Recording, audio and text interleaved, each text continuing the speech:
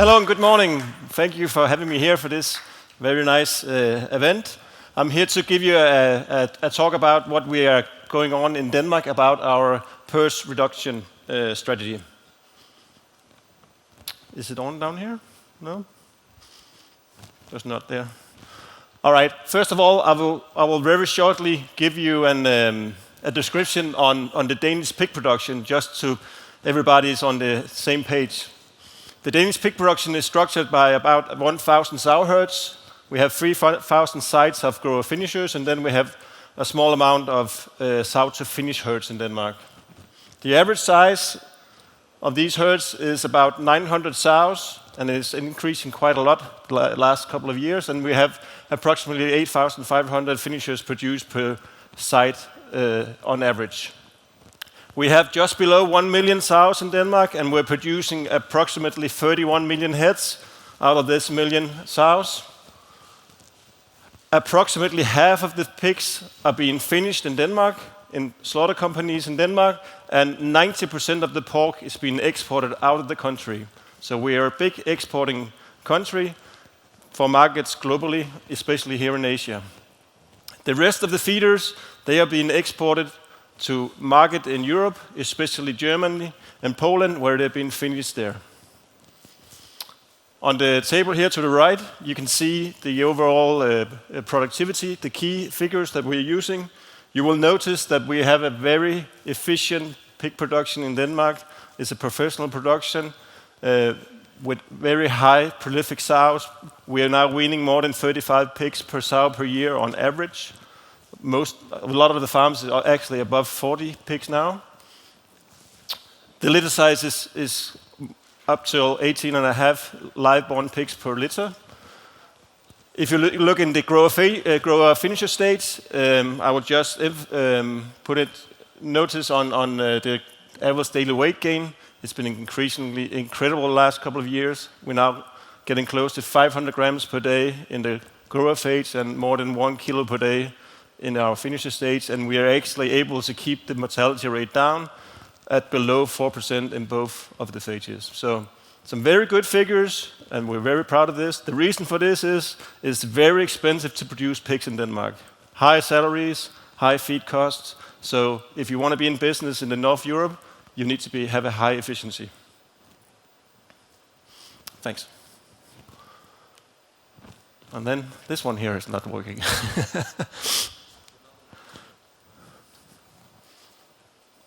No?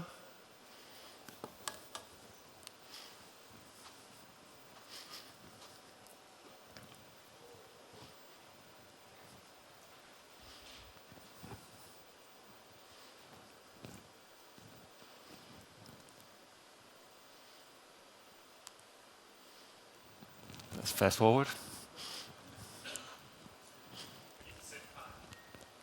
All right. So before we go into our reduction strategy, I need to tell you a bit about how we are handling biosecurity in general in Denmark, some of the basics. Like I said, we have a very efficient and professional pig production. We really don't have any backyard production at all. We have some few farms, hobby pigs or pet pigs, so to speak, but there's no production there, no breeding. We do not use swell feeding in Denmark. It's never been done. It's many years ago, very important. It's banned.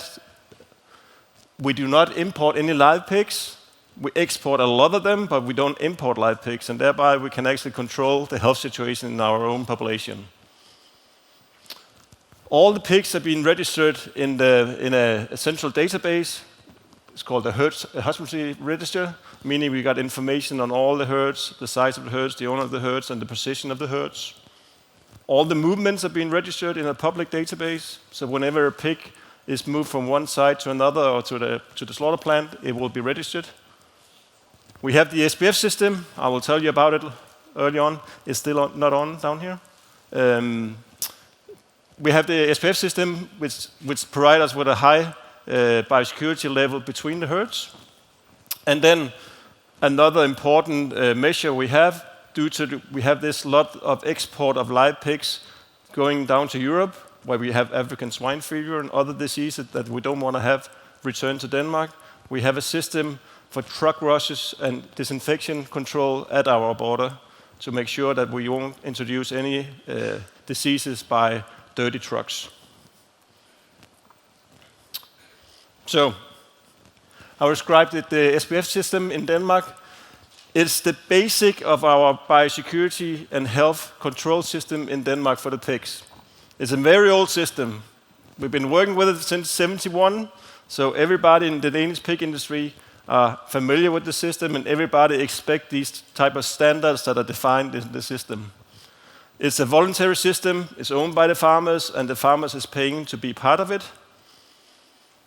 We declare freedom on 8 different infectious diseases, including PRRS type 1 and type 2. It's all based on serological surveillance, meaning we are blood sampling all the herds once a year, and the herd veterinarian is checking for clinical signs of these diseases. It's a transparent system, meaning farmers are sharing information about their health in their herd to everybody in the sector. It's available through a web page, so all the key stakeholders can look up the health status of every SPF herd in Denmark. The principle is that when you trade with each other, you get the same SPF status as the pigs that you're buying. So if you buy high health pigs from a sow herd with a high health, then you will get a high health status. If you buy pigs from a low status, you will also get a lower status. So when they trade together, they get the same health status in the SPF system. And this is very important because this is also a matter about the price of the pig. It's usually that if you have a higher health status in the SPF system, when you sell your pigs, you can get a higher price, and that's the whole motivation for getting control of these diseases, is that you can actually get a higher price of your pig and you can make more money as a farmer. We call it the backbone of our pig production. 80% of all our sows are hosted in farms that has an SPF status, and all our breeding stock has an SPF status, meaning you will always know what the health status is of the gills that you're buying into your sow herd. Okay, very shortly going to zoom in to PRRS. I have one slide trying to describe the history of PRRS in Denmark. It's a 30-year description in one slide. First of all, PRRS type 2 was identified back in the US in, I believe it was 1987. A few years later, another type was detected in Europe, in the Netherlands, and very soon after we had our first case in Denmark, in the southern part of Denmark in '92. A couple of years later, we had a bad experience because we had introduced type 2 actually through an MLV vaccines in Denmark by an accident, so to speak. It was not a good thing. So ever since '96, PRRS has been endemic in Danish pig production. We have even distribution between type 1 and type 2, sort of the situation here in Korea, I believe. And the way we have handled this disease since we got introduced is by herd level management measures by the veterinarians and the farmers, and also by control by vaccinations. So we try to control it. Some of the herds has been eliminated, or some of them has just had it under control.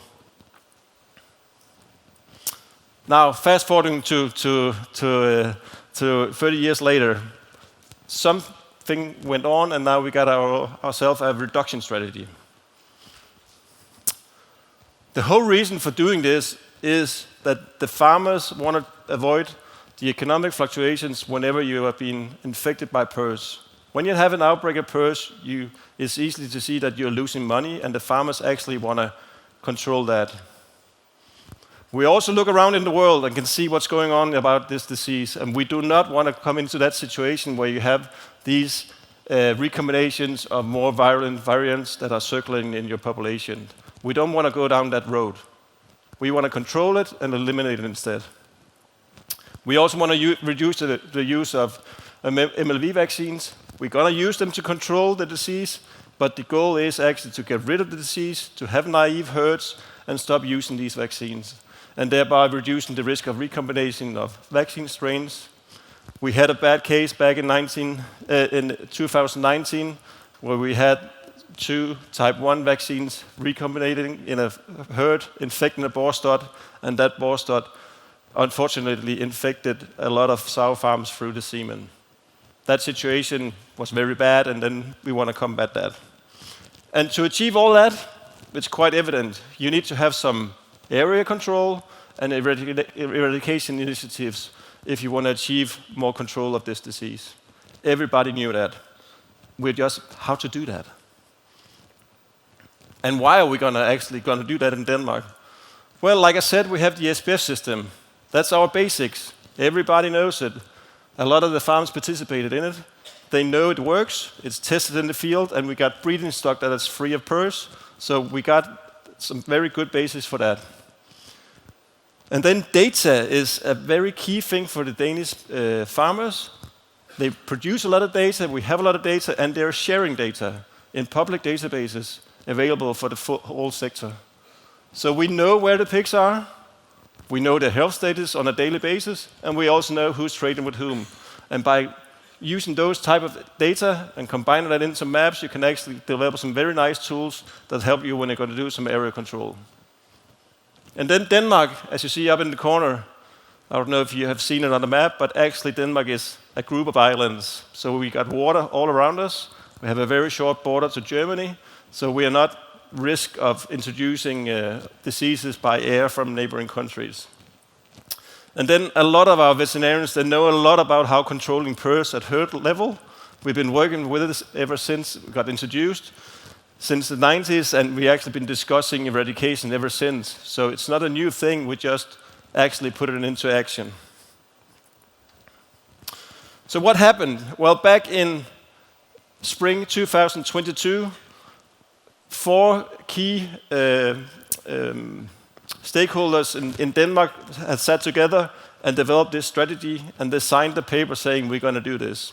It was the pig producers from the Danish Agriculture and Food Council.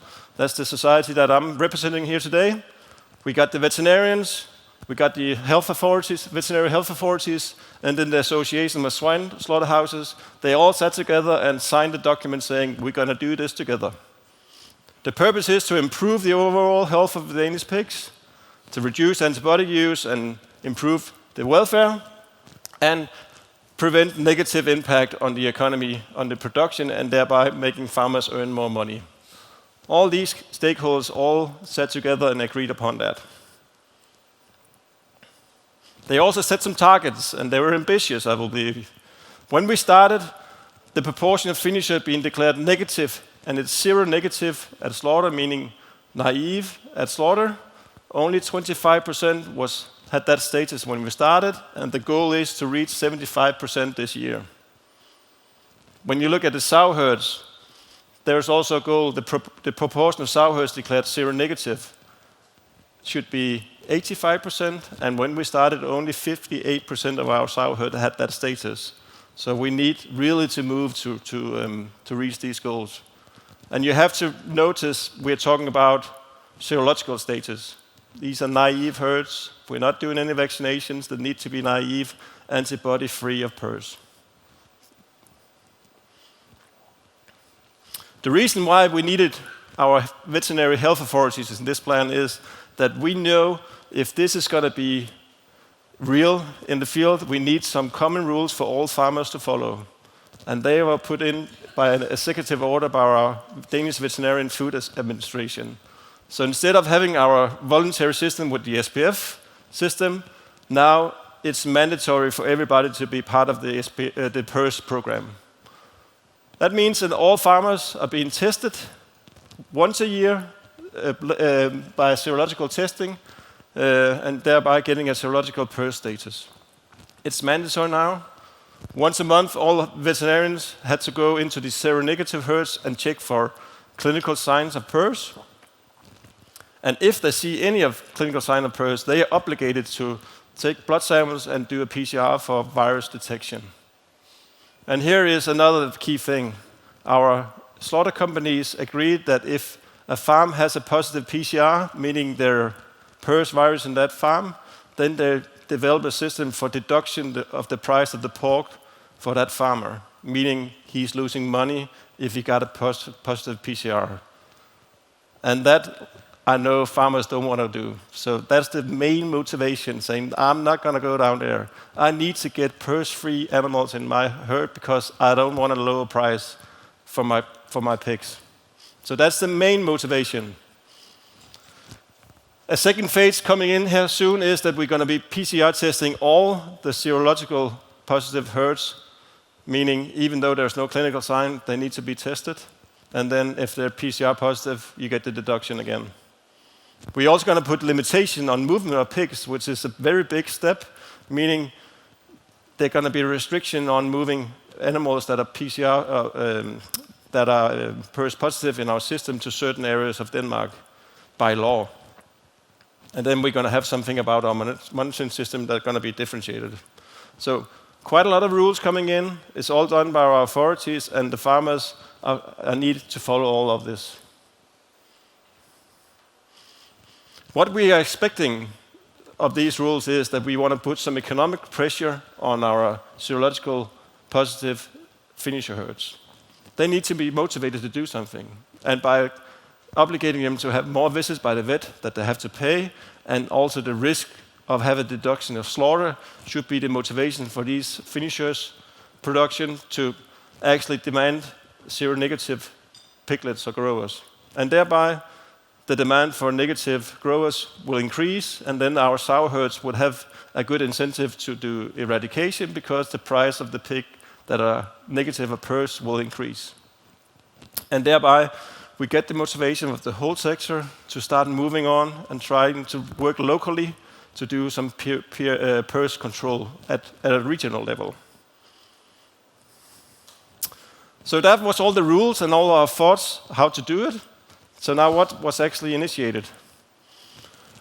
First of all, when we start testing all our pig farms, then we can start drawing maps and showing where do we have PRRS in our pigs. This map here shows you how it looks when we started. So this is Denmark, and in areas to the east, they're quite green, meaning very low prevalent PRRS. Whereas to the western part of Denmark, you see the red areas, meaning there are more high prevalent of PRRS in these areas. So what we did was we did a regionalization, meaning we're cutting down the country into smaller regions, and thereby we also appointed some local leaders, people that knows the area. We appointed them as our local PRRS leaders, and we also got a model how to pay for all of this. The whole system is actually run by our Pig Levy Fund, which is a fund for farmers. They pay in for their production. So the whole program is actually funded by the farmers themselves. There's no governmental money, no governmental support at all. It's paid by farmers themselves. To make such a huge program run, you need to have ownership. Instead of sitting in your office in the capital of Copenhagen making decisions, you need somebody out in the field actually doing the job. So what we did was we have a very strong organization with the Danish Agricultural Food Council at national level, developing the program, developing the tools, appointing local leaders. Then we have the regional level where we have a local pig vet advisory consultant who knows the area, knows the farmers, who has the overall responsibility of making a progress for PRRS reduction in that particular region. And then within the region, we have a district level where a local veterinary practitioner has the responsibility of coordinating the effort for PRRS control and elimination. Another very key thing is, especially for the veterinarians working in the field, we need to use the same language when we talk about PRRS control. That was some sort of a battle we had to start with, how to categorize the different sow herds on the PRRS status. And we didn't invent anything new. We actually just used the category of AASV because they're pretty good. We just adjusted it a bit to the Danish scenario. So we have 4 categories like the old AASV system. So category 1, that's the herd where you have virus circulating. They've probably just been infected. You got clinical signs. There's no control. We don't know anything about anything. It's all positive ELISA and positive PCR samples. Category 2, that's what we call a stable sow herd. That's when you can prove you can actually wean negative piglets in a ELISA or antibody-positive sow herd. They get a yellow or orange color, or category 2. Category 3 is when you are able to have some naive gilts being introduced to a sow herd, and when you blood sample them after a month, they are still naive, antibody negative. So these sentinels, they're negative, then you can have a category 3 on the elimination status. And then when you repeat that after 6 months, another set of sentinels being negative, then you can have a negative status, category 4, and you're going to go green on our map. And then you have a negative status in our system. Like I said, we had very good data, and I will show you something what you can do if you have this type of data available, and that all the farmers are agreeing upon sharing.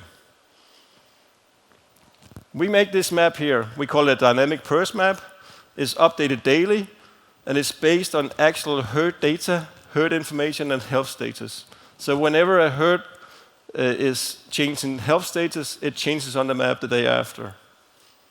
We make it accessible for all our key stakeholders, meaning the people working out in the field has this tool available every day.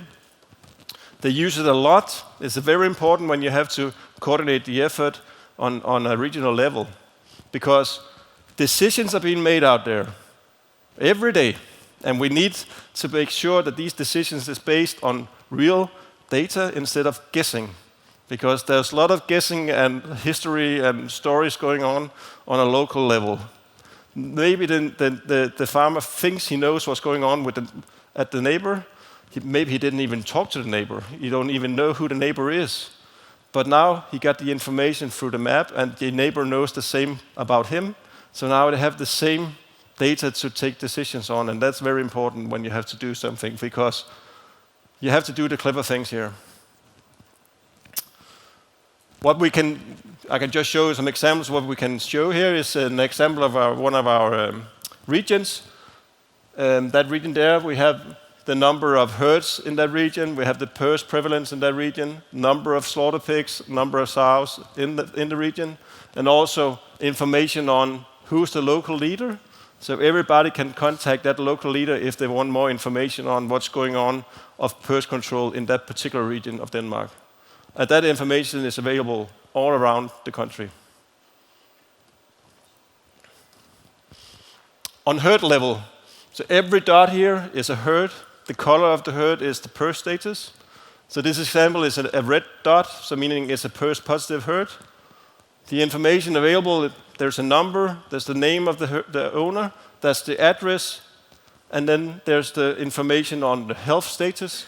This status here is an SPF herd, positive of MHIO and PRRS type 2. That's why it's red. And then information on what type of farm it is. It's a sow farm, 800 sows with 6,000 weaner sites. So it's a sow herd producing weaner or feeders for selling.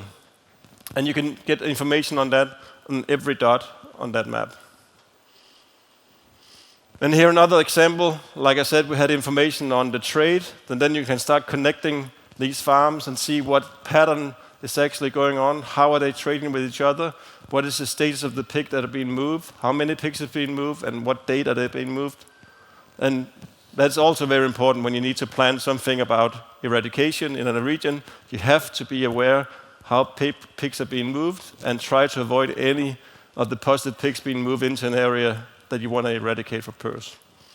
It sounds logical, but it's very difficult actually to have an overview of that. So that was the tools and what we initiated, and now I'm here going to tell you a bit on how we actually manage our reduction. This slide here shows it all.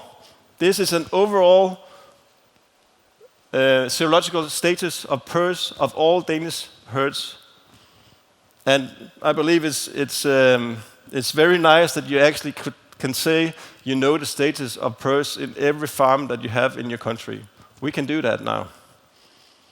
Just to walk you through this table, when we started here to the left in 2022, this gray bar shows you how many percentage of the farms that did not have an PRRS status. So more than half our herds did not have a status when we started. Then we got the mandatory testing, and you can see that the following years that the level of the gray bar is coming down. So there in 2024, we now sort of had the real PRRS status of our herds in Denmark. At that time, 63% negative, 27.5% positive. The year after, you can see the development. We were able to increase the percentage of the negative farms with about 5%, and the same level, or the same velocity actually in the year coming. So the last one here is from New Year. We are now at 73.5% negative herds in total in Denmark, and 21% positive. So we are actually capable of showing a decrease of PRRS in Denmark. We are slowly progressing. It's not going fast, but it's actually moving the right way. What we can see here is the last couple of years, it's actually been moving the same level, like 5% more negative herds every year, and just above 3% reduction in the positive percentage every year. So that's how we are doing it right now by these set of rules that we have. Right now we have about 900 sites being positive, 641 grower finishers, and 208 sow herds, and 45 finishers, full line productions. And that's what's left. But of course, I believe these are the hard ones we have left now, because all the easy ones are probably already being eliminated.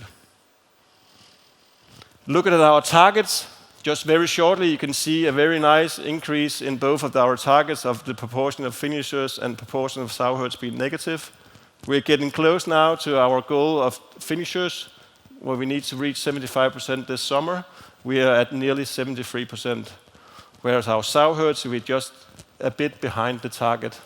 So I'm not convinced that we're going to reach 85%, but we'll see. This one here is also a very important result that we have.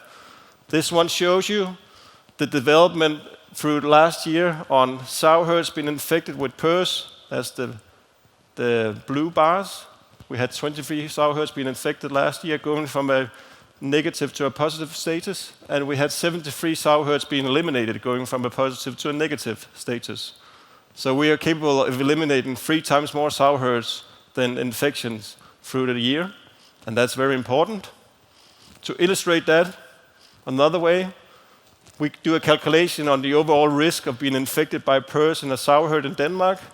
We do that by just calculating how many negative herds you have in the start of the year, and then you follow them through the year, see how many of them have been infected, and you have the overall risk. Before our reduction strategy, the overall risk of being infected by PRRS in Denmark was between 6 and 7% for a sow herd. I don't know if that's high or low, but that was just how it was. That was the risk that the farmers was working on every day. And then you can see through the years after we implemented the strategy, we've been capable of reducing this overall risk quite dramatically, and now we're below 2.5%. And we use that number when we have to go and convince farmers to go for elimination, because if you eliminate the sow herds in Denmark, you're seronegative, you're naive, and you're actually at risk of being infected. So you have to make sure you can show them that the overall risk of being infected again is lower. Otherwise, you would not do it. We can also see it on the map. Here's just compared the map from last year until this year, and you will notice that our country is now going more green than early on. So we have, looking very nice, big areas of Denmark actually going more low in PRRS. And now also very shortly just showing you how we develop our program, going from few areas back in 23 being organized. The year after, the majority of the farms have been organized in local reduction programs, and now all of the country is organized. Everybody is actually somehow in a reduction program. We also have a very good success story showing that it can actually be done. This here shows you the island of Bornholm. It's out here in the Baltic Sea. It's an island with 100 sow herds. producing 500,000 finishers a year. The PRRS prevalence was above 40% when we started, and you can see that the farms is located very closely. The farmers went together, they made a plan, and they got the veterinarians to help them. They implemented a lot of elimination programs and control using the methods that we are recommending with the LCH and all that. And actually, within 2 years, they managed to eliminate PRRS of that island. So it's possible to do, even though farms is closed and the PRRS prevalence is high. If the farmers want to do it, you can succeed. We got the tools. We got the models. We know how to do it. We just need to motivate the farmers, and then we will succeed. Bit late, but I'll very shortly give you some of the last one here.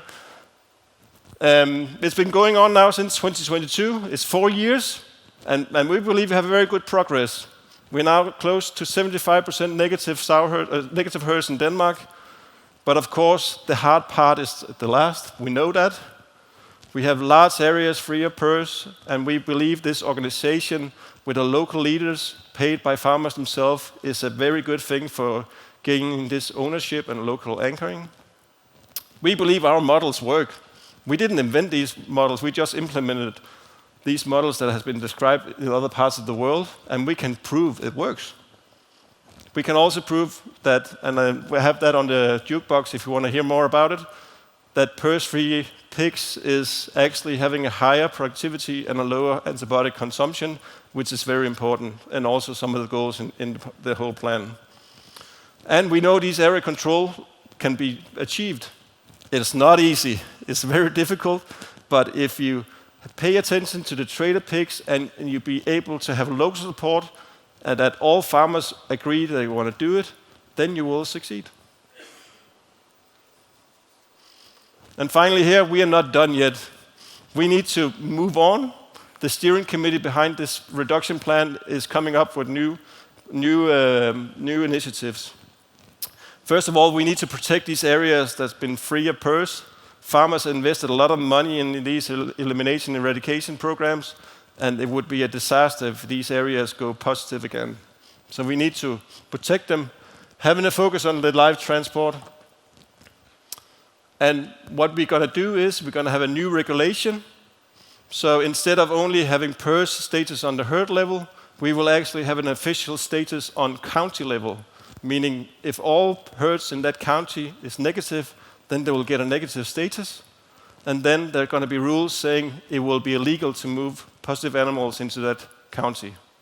That's a big step, and we are a bit scary about how the farmers are actually going to react, but we're going to do that. That means that we're going to be able to declare parts of Denmark officially free of PRRS, county by county. Then we're going to do something about the monitoring system, and then our PRRS virus status will be implemented very soon. So to sum it all up, we are full steam in Denmark. The plan is implemented all over the country, and all farmers is engaged right now. We got it all organized, and we have the results and experience from the first years showing it can actually be done. But we are very aware that we have to have a sharp focus on how we are moving the pigs and trading with each other, and we are trying to get all the ones motivated locally. Otherwise, if we don't have any local support, it would not be going on. And that's why we're going to have these new rules, increasing the incentive for eradication for the farmers, and also strengthen the monitoring to make sure that we know the correct status of the herds at all time. And maybe if we move on in achieving the goals, the steering committee behind the whole plan will actually develop new plans saying a national eradication. It's not done yet, but I believe that will be the next step, and then hopefully at some time we can achieve full, clear, no PRRS in all of Denmark. And that was my talk. Thank you for your attention, and I will be happy to answer some of the questions later on.